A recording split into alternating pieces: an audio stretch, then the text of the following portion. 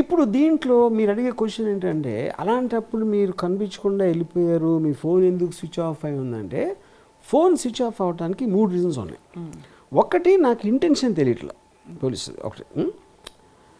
అప్పుడేంటి, రెగ్యులర్ కోర్స్లో ఎవరో కేసు పెడితే క్వశ్చన్ అడగటానికి అదే దాని మీద 4 డిఫరెంట్ డిస్ట్రిక్ట్స్లో 4 డిఫరెంట్ పోలీస్ స్టేషన్స్లో 1 year బ్యాక్ నేను చేసిన ట్వీట్, నేను ఏదైతే చెప్తున్నారో నేను చేశానని, దానికి సంబంధించి 4 వేరే వేరే వ్యక్తులు 4 వేరే వేరే డిస్ట్రిక్ట్స్లో పెట్టడం అనేది ఆటోమేటిక్గా ఇట్ మేడ్ మీ సస్పిషియస్. అంటే ఇది ఒక రెగ్యులర్గా చేసిందా లేకపోతే ఒక పథకం ప్రకారం ఎవరన్నా చేస్తున్నారా అది తెలుసుకునే వరకు I wanted to approach the judiciary. That is one reason.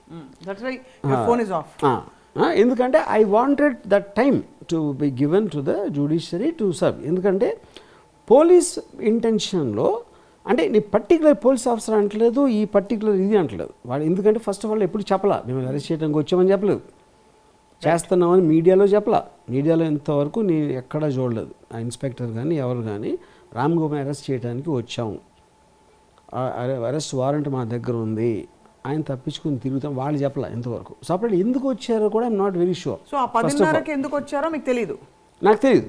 ఎవరెవరితో మాట్లాడారు అప్పుడు? మన బయట వీళ్ళతో we just want meet him. ఎందుకంటే అపియరెన్స్ అయి ఉండాల్సింది అన్నది వేగ్గా చెప్పారు కానీ ఎగ్జాక్ట్గా ఏంటి అనేది చెప్పలేదు. ఇలాంటి కేసులో ఏది ట్వీట్ 1 year బ్యాక్ పెట్టిన ట్వీట్ నా మనోభావాలు దెబ్బతిన్నాయని ఒక అతను కేసు పెడితే దానికోసం ఒంగోలు నుంచి హుటాహుటిన వచ్చేస్తారు అంత తక్కువ టైంలో అనేది. దాని తర్వాత కరస్పాండింగ్గా వేరే 4 డిస్ట్రిక్ట్లో కూడా సిమిలర్ కేసు రోజుకు ఒకటి ఇక్కడ అక్కడ అక్కడ వస్తున్నాయి అని దాని మొత్తం దాంట్లో ఇది ఒక ఫెయిర్ జస్టిస్ సిస్టమ్ అని అనిపించాను. ఇదేదో ఒక ప్లాన్ ప్రకారం చేస్తున్నారు. అది కుట్ర అనేది maybe strong word, whatever it is. ప్లాన్ ప్రకారం ఏం చేసే ప్రయత్నం చేస్తున్నారు? I don't know whether to arrest me or to take me into custody, whatever it is. అప్పుడు అది ఫెయిర్ ప్రాసెస్లో జరగట్లేదు అని ఒక అనుమానం వచ్చినప్పుడు I wanted to take a confirmation from the judiciary as it's my right. Correct. ఒకటి.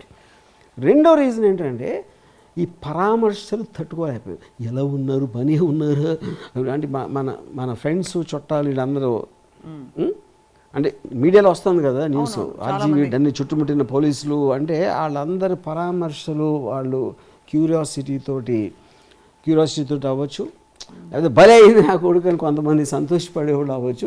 వీళ్ళందరి నుంచి తప్పించుకోవడానికి ఇంకోటి.